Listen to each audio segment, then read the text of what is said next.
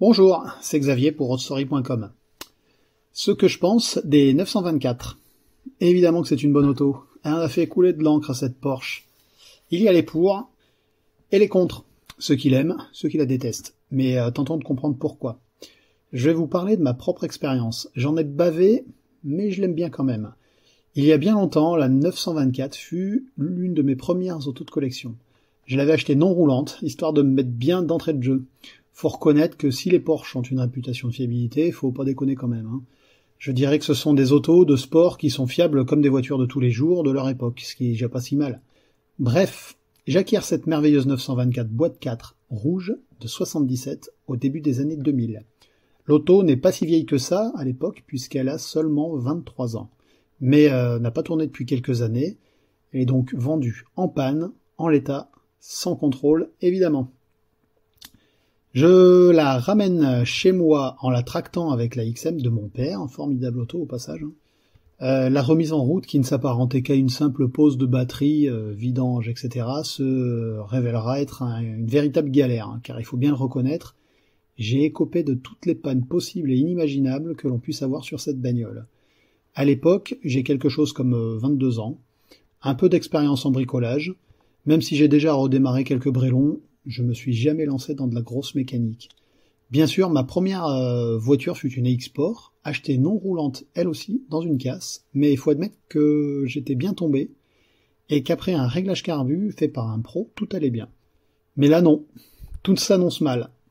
À l'époque, Facebook n'est pas là, les groupes de discussion n'existent pas, et il faut se diriger vers les sites internet au design et ergonomie douteux pour glaner des infos et réussir à avancer.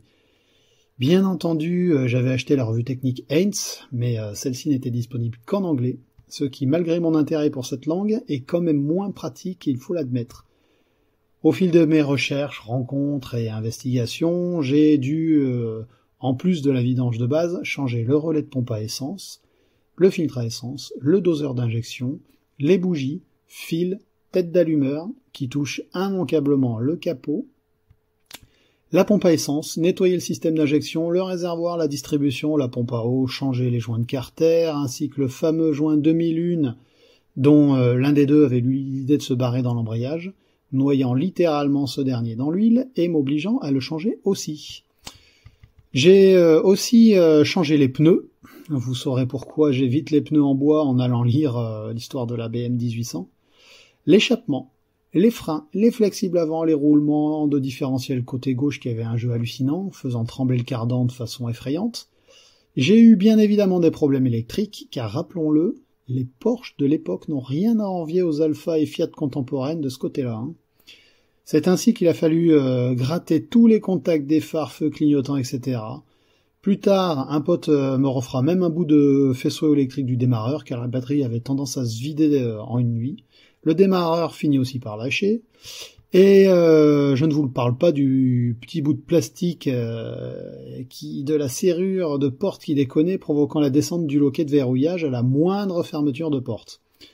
Je me suis fait avoir en laissant les clés sur le contact une fois. Imaginez la sensation de bagnole envoûtée que vous pouvez éprouver en voyant le petit boudrin du tout se baisser tout seul quand vous claquez la porte, comme pour vous narguer. Bref, quelle auto de marque à la réputation de fiabilité pourrait de nos jours cumuler toutes ces tares? Même une caisse de 23 ans.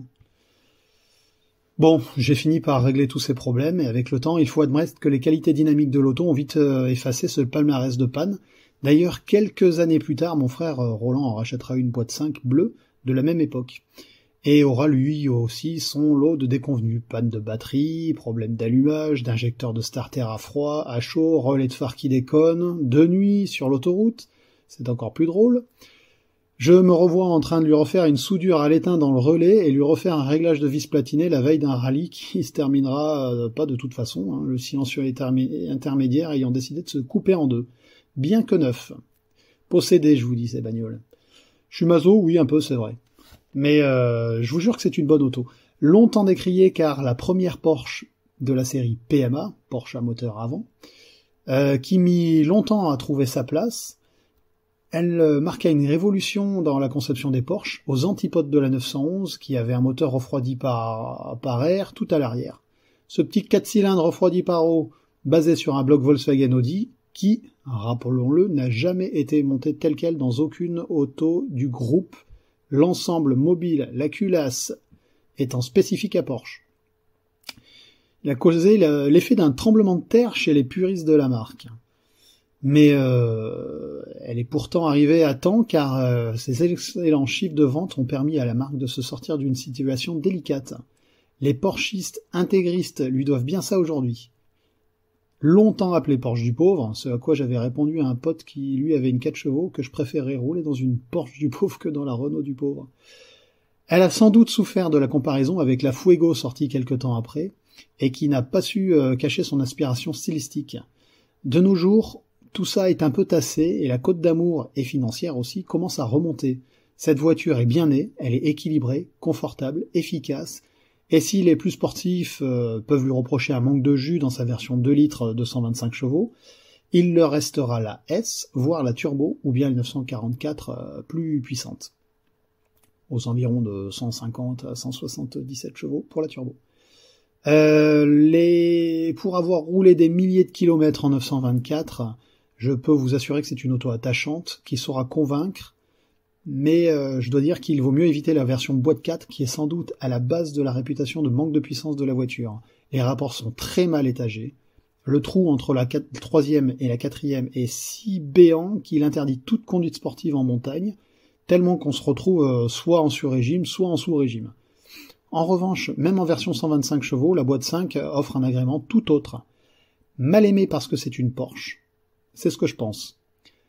Elle a élargi à la clientèle de la marque, moquée par les propriétaires de 911 de l'époque, elle a su en convaincre d'autres, et il y a fort à parier que si cette auto était sortie avec un logo Volkswagen ou Audi, elle serait aujourd'hui un mythe, tout au moins respecté, comme le sont aujourd'hui les Golf GTI, Audi Quattro, Coupé ou Sirocco.